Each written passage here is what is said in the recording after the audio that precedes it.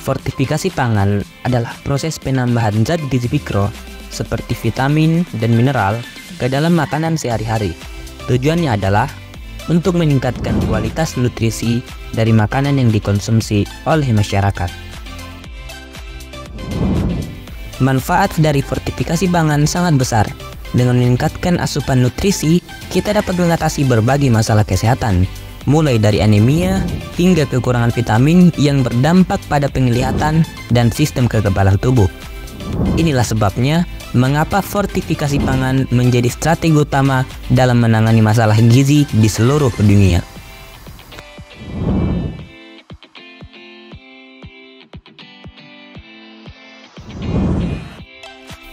Contoh nyata dari keberhasilan fortifikasi pangan dapat ditemukan di berbagai negara. Misalnya, fortifikasi garam dengan yodium telah membantu mengurangi risiko gangguan akibat kekurangan yodium. Salah satu program fortifikasi atau penkayaan zat gizi penting pada makanan yang ditetapkan pemerintah adalah penambahan zat gizi mikro penting iodium pada garam konsumsi. Tujuannya adalah untuk melindungi masyarakat dari gangguan akibat kekurangan iodium seperti gondok, gangguan pertumbuhan otak pada anak dan bayi dalam kandungan.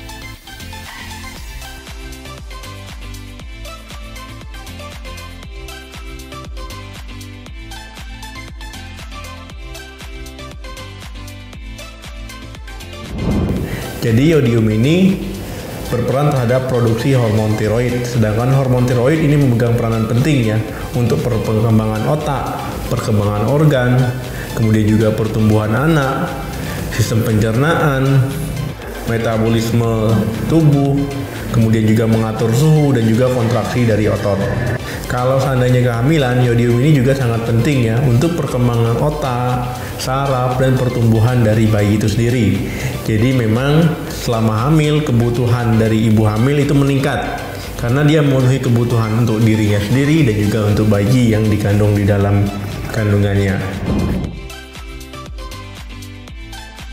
Badan POM mengawal komitmen yang dijanjikan produsen pada saat pendaftaran pangan dan memastikan keamanan dari garam konsumsi yang beredar.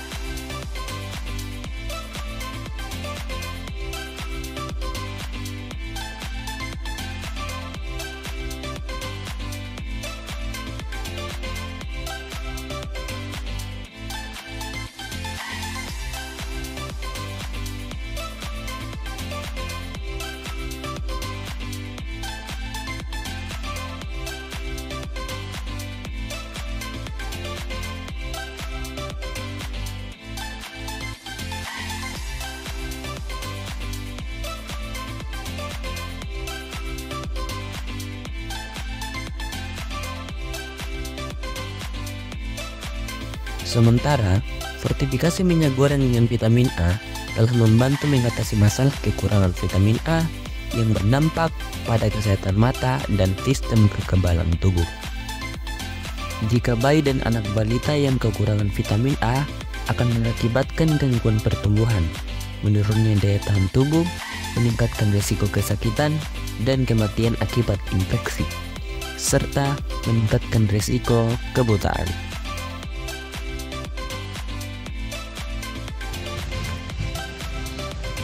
Ada 4 cara terpadu untuk menanggulangi kekurangan vitamin A. 1. Perbaikan konsumsi pangan dengan gizi seimbang.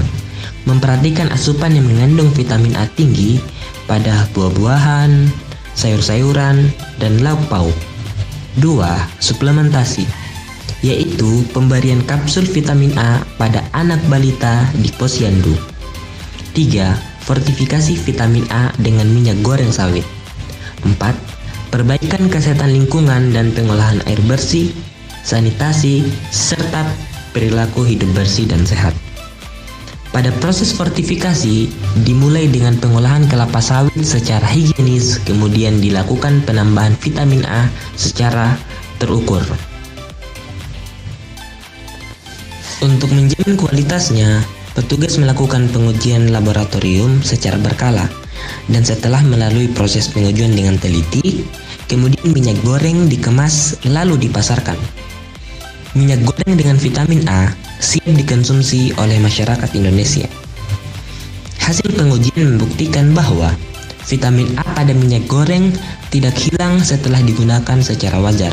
Fortifikasi vitamin A ini telah diatur pada SNI nomor 7709 tahun 2012 dan ditetapkan oleh Kementerian Perindustrian akan digunakan secara wajib pada bulan Maret 2016.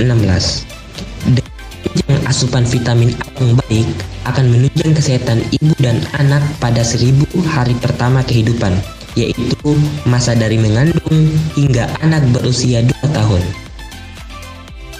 Vitamin yang larut dalam lemak dan mempunyai kemampuan untuk melakukan perjalanan atau traveling dalam lemak dan bisa tersimpan lebih lama dalam lemak. Jadi beda dengan vitamin yang larut air seperti vitamin C atau vitamin B, ini mudah sekali dikeluarkan oleh tubuh kita. Jadi kalau kita minum, kita buang air kecil, vitamin yang larut air akan ikut kebuang di sana.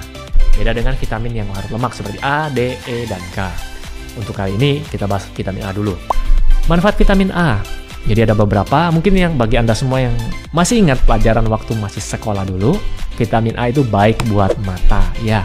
Jadi bisa mencegah night blindness, ya, atau kita sebut dengan rabun senja atau rabun ayam. Dan masalah mata lainnya seperti seroptalmia. Dan bahan makanan yang mungkin Anda ingat sampai sekarang, sumber vitamin A adalah, ya, wortel ya. Minyak kelapa sawit merupakan minyak nabati yang paling banyak dikonsumsi di dunia. Tidak seperti dulu, pada tahun 1970 produksi minyak kelapa sawit secara global hanya sekitar 1 juta ton. Sekitar 50 tahun kemudian jumlahnya melonjak menjadi lebih dari 75 juta ton. Semuanya dimulai di tempat penanaman bibit. Bibit-bibit kelapa sawit ditanam dan membutuhkan sekitar 12 bulan sebelum mereka ditanam di lapangan. Ketika siap, bibit-bibit tersebut dipindahkan ke perkebunan. Dibutuhkan sekitar 3 tahun bagi kelapa sawit untuk siap dipanen. Kami menyebut sebagai buah segar bunch atau FFB singkatannya. Setiap FFB memiliki berat antara 5 hingga 20 kg, terkadang lebih. Mereka dapat dipanen 12 hingga 14 kali setahun. Ketika FFB berubah menjadi jingga terang, itu artinya mereka siap dipanen. FFB dipanen oleh pekerja. Kita juga memperoleh FFB dari pemasok pihak ketiga, termasuk petani kecil. Kemudian ini memisahkan buah-buahan dari tandan. Buah-buahan tersebut terdiri dari 2 bagian, daging dan inti. Dagingnya diperas untuk menghasilkan minyak kelapa sawit mentah. Intinya dihancurkan untuk menghasilkan minyak inti kelapa sawit mentah. Selanjutnya, kedua jenis minyak tersebut diangkut ke pabrik pengolahan untuk menghasilkan minyak kelapa sawit dan minyak inti kelapa sawit yang disuling secara berturut-turut. Dari sini, produk-produk tersebut akan diproses lebih lanjut menjadi turunan yang digunakan dalam berbagai produk di sekitar kita.